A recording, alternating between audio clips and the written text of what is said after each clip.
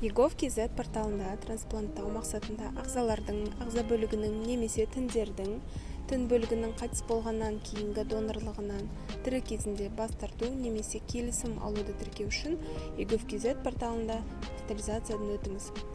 Басты бетте азаматтарға денсаулық сақтау, медициналық көмек бөлімін таңдаңыз.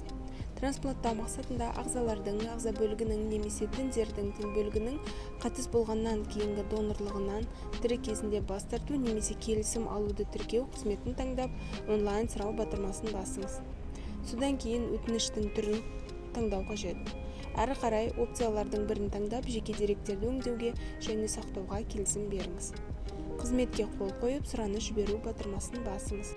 Қызмет көрсету нәтижесі бір жұмыс күні ішінде егов.kz порталының жеке кабинетінде пайда болады.